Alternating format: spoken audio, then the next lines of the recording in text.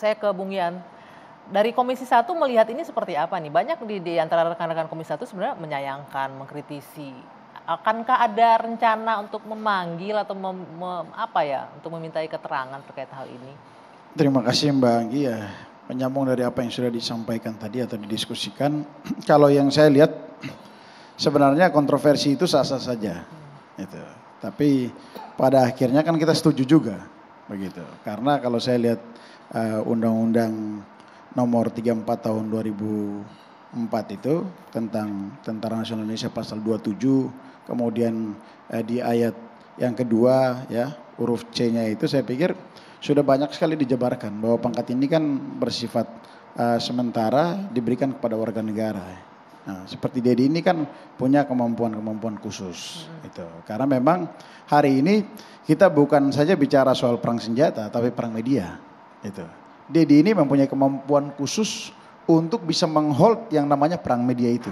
Nah, oleh sebab itu mungkin ada pertimbangan-pertimbangan lain yang dilihat kemudian. Dari mana itu dia punya kemampuan khusus menghold perang ya, media? Bukannya kalau kita lihat selama ini justru menimbulkan kontroversi khususnya di media sosial sosok Dedi ini. Nah, saya pikir kemampuan komunikasi dia di media sosial untuk membangun brandnya, tetapi juga di sisi lain dia ini kan kalau kita lihat juga public figure. Kemudian dia terlibat sebagai Komcat dan dia di situ salah satunya memang dilihat oleh anggota Komcat yang lain juga sebagai figur di situ. Jadi saya pikir mungkin itu dua sisi syarat yang mungkin juga bisa saja menjadi dasar untuk memutuskan memberikan pangkat kehormatan. Tapi Anda bilang tadi cara dia membangun brandnya dia. Kita kalau mengikuti ya brandnya ini hampir banyak dibangun dengan ton-ton yang agak negatif loh. Harus diakui seperti itu loh. Apakah ini yang dimaui oleh TNI nanti jadinya dengan saya pikir mungkin dari sisi kebangsaan kan itu juga menjadi penilaian khusus. Gitu. Dedi ini kan memang namanya orang membangun media sosial pasti mengembangkan konten-konten yang menarik itu di semua kalangan masyarakat. Gitu. Dengan membangun konten-konten yang menarik di semua kalangan masyarakat itu, disitulah Dedi memanfaatkan juga kesempatan dan ruang untuk bisa menyampaikan pesan-pesan kebangsaan dan bisa masuk ke semua kalangan, baik yang pro dan kontra terhadap konten-konten yang dibangun oleh Dedi.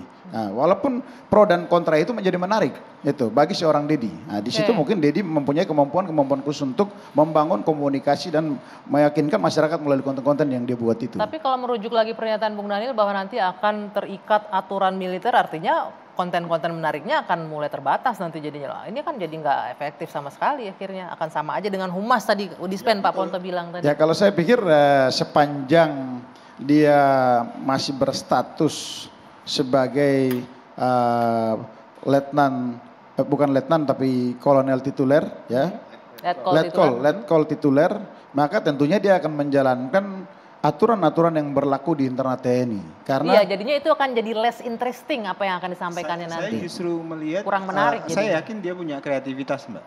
Orang-orang seperti ini punya kreativitas. Jadi dengan cara Dedi tentu akan ada yang menarik. Makanya saran saya publik berikan kesempatan kepada Dedi untuk bekerja dan menunjukkan kapasitasnya. Toh ini adalah jabatan sementara atau pangkat sementara yang kapanpun ketika tidak dibutuhkan lagi itu bisa dicabut. Ketika dianggap selesai tugasnya itu bisa dicabut. Jadi kita kan sekarang sedang melakukan prejudice nih terhadap Dedi tanpa melihat potensi yang mungkin bisa dia lakukan nanti. Kami yakin Dedi akan bisa mengemas lebih menarik sosialisasi terutama terkait dengan komponen cadangan, kemudian pesan pentingnya bela negara, pesan pentingnya Komcat sebagai salah satu kekuatan yang memperkuat TNI itu bisa sampai kepada kelompok-kelompok sasaran terutama anak muda yang selama ini menjadi target Dedi. Terlepas misalnya ada kontroversi misalnya dulu ketika Dedi mengembangkan podcastnya. Tapi kan itu jadi debatable juga.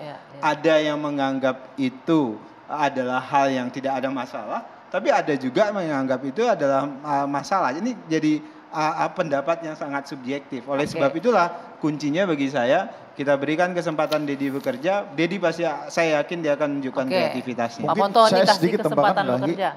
Saya sedikit terkait dengan persoalan pangkat ya. Saya pikir di pasal 27 Undang-Undang TNI kemudian di ayat 3 itu bahwa pangkat itu sepanjang sudah disahkan melalui keputusan Panglima TNI itu sah-sah saja.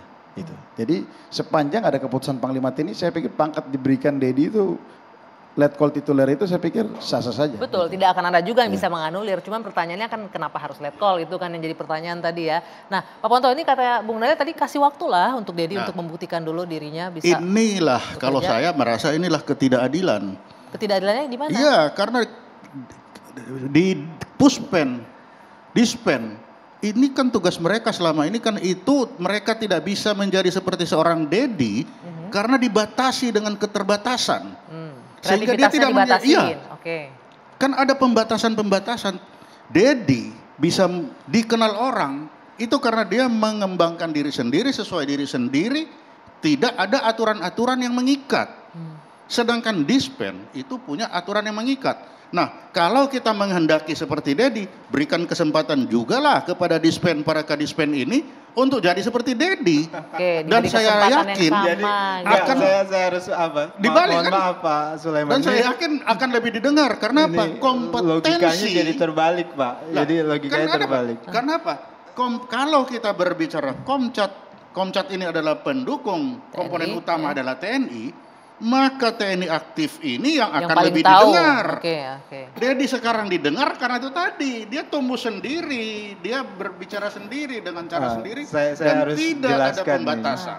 Jadi orang yang diberikan pangkat tituler dia memang spesial, dia punya privilege. Kalau enggak, dia enggak akan diberikan pangkat tituler. Itu pertama. Itulah kemudian muncul kata diperlukan. Dia memang berbeda dengan Dispenat. Kalau sama dengan Dispenat, nggak mungkin dia diberikan pangkat tituler. Itu jadi logikanya jangan dibalik-balik.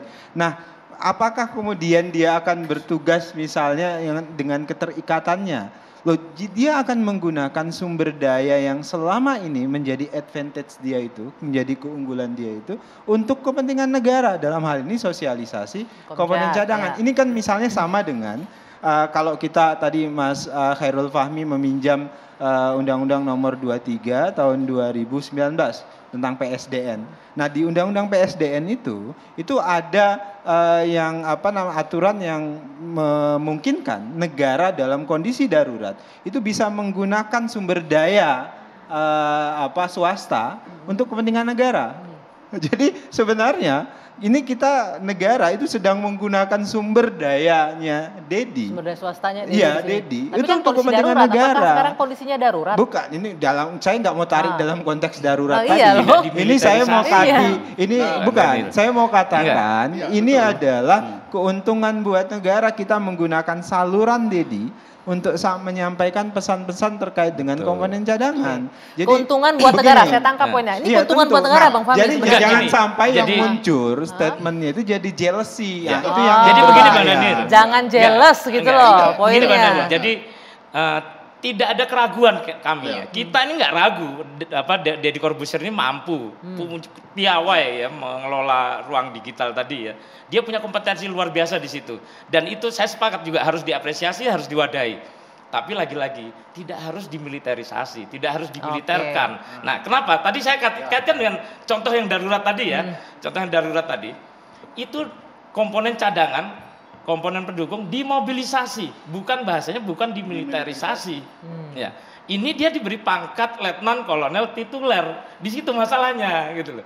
Kalau dia diapresiasi, enggak linear ini dengan dilibatkan dan bahkan diwadahi